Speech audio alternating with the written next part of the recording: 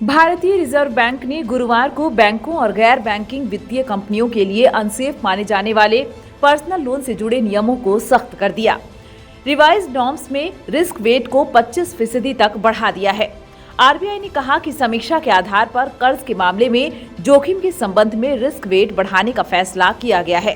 इसके तहत आरबीआई ने बैंकों और एनबीएफसी के लिए रिस्क वेट को 25% बढ़ाकर क्रमशः 150% और 125% कर दिया है।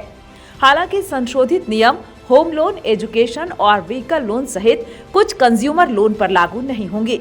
इसके अलावा यह नियम सोने और सोने की ज्वेलरी के बदले में दिए गए कर्ज पर भी लागू नहीं होगा। इन कर्जों पर 100% रिस्क वेट लागू रहेगा।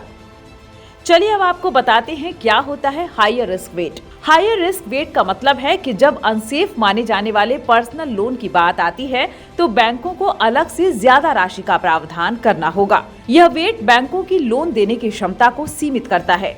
Reserve bank governor Shaktikanta Das ने हाल ही में कंज्यूमर लोन की कैटेगरी में कुछ लोन में अधिक बढ़ोतरी की बात कही थी। उन्होंने बैंकों और एनबीएफसी को अपने इंटरनल सर्विलांस सिस्टम को मजबूत करने, बढ़ते जोखिमों से निपटने और अपने हित में उपयुक्त सुरक्षा कदम उठाने की सलाह दी थी। दास ने जुलाई और अगस्त में प्रमुख बैंकों और बड़े एनबीएफसी के सीनियर अधिकारियों के साथ बातचीत के दौरान कंज्यूमर लोन में उच्च वृद्धि और बैंक उधार पर एनबीएफसी की बढ़ती निर्भरता का भी जिक्र किया था। मॉनेटरी पॉलिसी उपायों और सप्लाई के मोर्चे पर हस्तक्षेप के कारण रिटेल महंगाई में कमी आई है, लेकिन हम अब भी मुश्किलों से बाहर नहीं निकले हैं और अभी लंबा सफर तय करना बाकी है। भारतीय रिजर्व बैंक के गुरुवार को जारी नवंबर महीने के बुलेटिन में यह बात कही गई है। बुलेटिन में इकोनॉमी की स्थिति पर एक लेख में यह भी कहा गया है कि ग्लोबल इकोनॉमी चालू तिमाही में नरम पड़ने के संकेत दे रही है। मैन्युफैक्चरिंग सेक्टर में गिरावट आई है। साथ ही ऐसा लग रहा है कि सर्विस सेक्टर की गतिविधियों में महामारी के बाद जो तेजी थी वह अपने समापन पर पहुंच गई है। इसमें यह भी कहा गया है कि वित्तीय स्थितियों को कड़ा करना ग्लोबल आउटलुक के लिए महत्वपूर्ण जोखिम है। आरबीआई के deputy governor Michael Devvrat Patra की अगुवाई वाली टीम द्वारा लिखी गई लेख में ये बातें कही गई हैं।